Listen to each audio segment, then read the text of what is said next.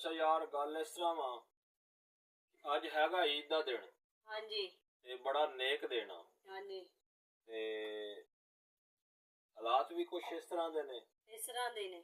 ਤੇ ਘਰ 'ਚ ਵੀ ਕੋਈ ਚੀਜ਼ ਨਹੀਂ ਹੈਗੀ।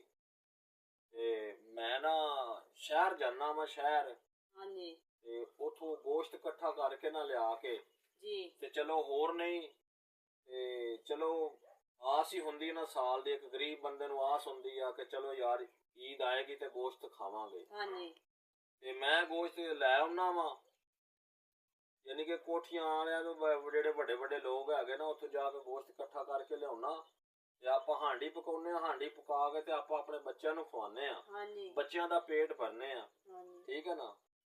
ਤੇ ਮੈਂ ਹੁਣ ਚੱਲਾਂ ਵਾਂ, ਤੇ ਪਿੱਛੋਂ ਦੁਆ ਕਰੀ ਵੀ ਮੈਨੂੰ ਵਾਹਵਾ ਸਾਰਾ ਗੋਸ਼ਤ ਲੱਭ ਜਾਵੇ ਤੇ ਮੈਂ ਖੁਸ਼ੀ ਖੁਸ਼ੀ ਆਪਣੇ ਘਰ ਆ ਜਾਵਾਂ। ਠੀਕ ਹੈ ਠੀਕ ਹੈ। ਹਾਂ, ਦੁਆ ਕਰ ਸਾਂ। ਹਾਂ।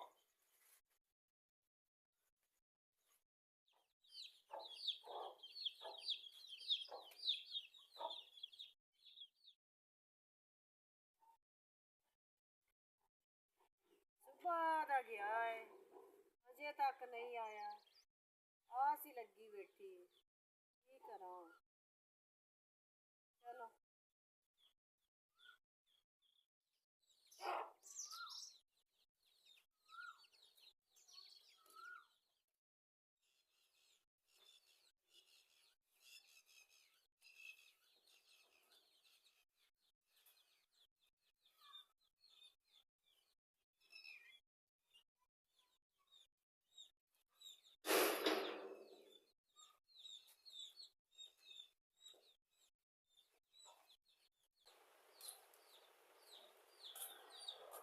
ਹਾਂਜੀ, ਆ ਗਏ ਹੋ? ਆ ਗਏ ਹਾਂ ਜੀ, ਆ ਗਏ ਹਾਂ। ਹਾਂਜੀ।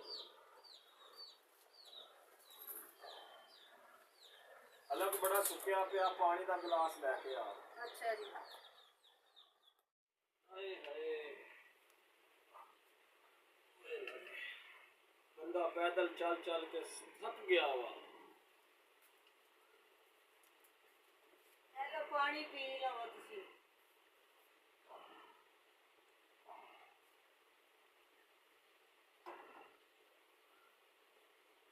ਅੱਛਾ ਯਾਰ, ਇੱਕ ਗੱਲ ਕਰਨੀ ਆ ਮੈਂ ਤੇਰੇ ਨਾਲ।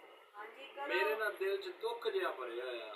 ਹਾਂਜੀ ਮੈਂ ਕਹਿੰਦਾ ਸੀ ਯਾਰ, ਸਾਰੇ ਕੰਮ ਗੁਰਬਤ ਨਾਲ ਹੁੰਦੇ ਆ, ਲੇਕਿਨ ਇਹ ਕੰਮ ਗੁਰਬਤ ਨਹੀਂ ਕਰਦੀ ਹੈਗੀ, ਇਹ ਅਮੀਰ। ਅੱਛਾ ਯਾਰ, ਬੰਦਾ ਨਾ, ਮੈਂ ਕਹਿੰਦਾ ਸੀ ਕਿ ਯਾਰ ਇਹ ਕੰਮ ਨਾ ਅਮੀਰ ਲੋਕ ਗਰੀਬ ਕਰਦੇ ਆ, ਲੇਕਿਨ ਮੈਂ ਸ਼ਹਿਰ ਜਾ ਕੇ ਦੇਖਿਆ ਕਿ ਇਹ ਕੰਮ ਗਰੀਬ ਨਹੀਂ ਬਲਕਿ ਅਮੀਰ ਵੀ ਕਰਦੇ ਆ। ਹਾਂਜੀ। ਇੱਕ ਘਰ ਮੈਂ ਗਿਆ, ਮੈਂ ਕਿਹਾ ਜੀ ਅੱਲਾ ਵਾਸਤੇ ਗੋਸ਼ਤ ਦੇ ਦਿਓ। ਠੀਕ ਹੈ ਜੀ। ਉਹ ਮੈਨੂੰ ਕਹਿੰਦੇ ਭਾਈ ਚਲਾ ਜਾ, ਕਿੱਡੀ ਤੇਰੀ ਲਾਸ਼ ਆ, ਤੂੰ ਗੋਸ਼ਤ ਮੰਗਦਾ ਫਿਰਨਾ। ਓਏ ਅਸੀਂ ਤੇ ਵੰਡ ਦਿੱਤਾ ਵਾ। ਹਾਲਾਂਕਿ ਗੋਸ਼ਤ ਦਾ ਢੇਰ ਮੇਰੇ ਸਾਹਮਣੇ ਲੱਗਿਆ ਹੋਇਆ। ਉਹਨਾਂ ਨੇ ਗੇਟ ਖੋਲਿਆ, ਮੈਂ ਸਾਹਮਣੇ ਵੇਖਿਆ ਬੰਦੇ ਕੱਟ ਰਹੇ ਸੀਗੇ। ਕੀ ਇੱਕ ਪਾਈਆ ਗੋਸ਼ਤ ਦੇਣਾ ਗਵਾਰਾ ਨਹੀਂ ਕੀਤਾ। ਦੂਸਰੇ ਘਰ ਗਿਆ, ਠੀਕ ਆ ਜੀ, ਉਹ ਕਹਿੰਦੇ ਭਾਈ ਜਾ ਜਾ, ਸਾਡੀਆਂ ਭੈਣਾਂ ਦੀਆਂ ਦਾ ਹਿੱਸੇ ਪਏ ਹੋਇਆ, ਅਸੀਂ ਤੈਨੂੰ ਗੋਸ਼ਤ ਦੇ ਦਈਏ। ਯਾਰ ਦਿਲ 'ਚ ਬੜੀ ਤਕਲੀਫ ਹੋਈ। ਤੇ ਤੁਸੀਂ ਮੇਰੀ ਗੱਲ ਸੁਣੋ, ਤੁਸੀਂ ਰਹਿਣ ਦਿੰਦੇ, ਤੁਸੀਂ ਨਾ ਲਿਆਉਂਦੇ, ਤੁਸੀਂ ਬਿਸ਼ਤੀ ਕਿਉਂ ਕਰਵਾਈ ਉਹਨਾਂ ਅੱਛਾ ਹੁਣ ਮੇਰੀ ਪੂਰੀ ਗੱਲ ਤੇ ਸੁਣ ਲਾ। ਇੱਕ ਦਰਵਾਜ਼ਾ ਤੀਸਰਾ ਮੈਂ ਖੜਕਾਇਆ, ਬੰਦਾ ਬੜਾ ਡੀਸੈਂਟ, ਪੈਂਟ ਸ਼ਰਟ ਪਾਈ ਹੋਈ ਬਾਹਰ ਨਿਕਲਿਆ। ਮੈਨੂੰ ਲੱਗਦਾ ਕੋਈ ਬੜੀ ਪੜ੍ਹੀ ਲਿਖੀ ਫੈਮਿਲੀ ਦਾ ਸੀ। ਜੀ। ਠੀਕ ਆ। ਉਹਨੂੰ ਮੈਂ ਕਿਹਾ ਉਸਤਾਦ ਜੀ ਗੋਸ਼ਤ ਦੇ ਦਿਓ। ਠੀਕ ਹੈ ਜੀ। ਉਹਨੇ ਮੇਰੀ ਬੇਇੱਜ਼ਤੀ ਕੀਤੀ, ਮੈਨੂੰ ਧੱਕੇ ਮਾਰ ਕੇ ਘਰੋਂ ਬਾਹਰ ਕੱਢ ਦਿੱਤਾ। ਠੀਕ ਹੈ ਨਾ। ਤੇ ਯਾਰ ਮੇਰੇ ਦਿਲ ਨੂੰ ਬੜੀ ਤਕਲੀਫ ਪਹੁੰਚੀ, ਲਿਹਾਜ਼ਾ ਮੈਂ ਆਪਣੇ ਬੱਚਿਆਂ ਵਾਸਤੇ ਉਹ ਸੇਵੀਆਂ ਲਿਆਇਆ, ਰਾਸ਼ਨ ਲਿਆਇਆ, ਘਿਓ ਲਿਆਇਆ, ਸਾਰਾ ਕੁਝ ਲਿਆਇਆ। ਚੱਲ ਉੱਠ, ਆਪਾਂ ਉਹਨਾਂ ਨੂੰ ਪਕਾਈਏ ਤੇ ਜਾ ਕੇ ਆਪਣੇ ਬੱਚਿਆਂ ਦਾ ਪੇਟ ਭਰੀਏ। ਤੂੰ ਕਾਹਤੋਂ ਰੋਨੀ ਆ? ਅੱਲਾਹ ਪਾਕ ਸਾਡੇ ਤੇ ਰਹਿਮਤ ਕਰੇਗਾ, ਸਾਡੇ ਵੀ ਦਿਨ ਬਦਲਣਗੇ। ਕਿਉਂ ਟੈਨਸ਼ਨ ਲੈ ਗਈਆਂ ਤੂੰ ਭਲੀਏ ਲੋਕੇ?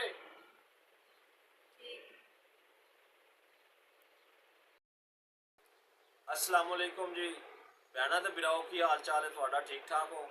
उम्मीद करने कि तुसी भी खैरियत नाल होवोगे। असी यार ना ਇਹ ਵੀਡੀਓ ਬਣਾਈ है, ये वीडियो किसी की दिल आज़ारी वास्ते या किसी की तनकीद करके तो नहीं बनाई। ਠੀਕ ਹੈ ਨਾ। ਖੁਦਾਰਾ ਗੱਲ ਇਸ ਤਰ੍ਹਾਂ ਵਾ ਵੀ ਜਿਹੜਾ ਗਰੀਬਾਂ ਦਾ ਹੱਕ ਆ, ਭਾਵੇਂ ਪੈਦਲ ਜਾਓ ਭਾਵੇਂ ਸਵਾਰੀ ਤੇ ਜਾਓ, ਉਹਨਾਂ ਤੱਕ ਜ਼ਰੂਰ ਅਪੜਾਓ ਤਾਂ ਕਿ ਉਹਨਾਂ ਦੇ ਬੱਚੇ ਖਾਣ, ਉਹ ਖਾਣ, ਤੁਹਾਨੂੰ ਦੁਆ ਦੇਣ। ਠੀਕ ਹੈ ਨਾ। ਕਿਸੇ ਦੀ ਅਗਰ ਦਿਲ ਆਜ਼ਾਰੀ ਹੋਈ ਹੋਵੇ ਜਾਂ ਕਿਸੇ ਨੂੰ ਸਾਡੀ ਗੱਲ ਚੰਗੀ ਨਾ ਲੱਗੀ ਹੋਵੇ ਤਾਂ ਮਾਜ਼ਰਤ। ਬਾਕੀ ਪਾਕਿਸਤਾਨ ਜ਼ਿੰਦਾਬਾਦ।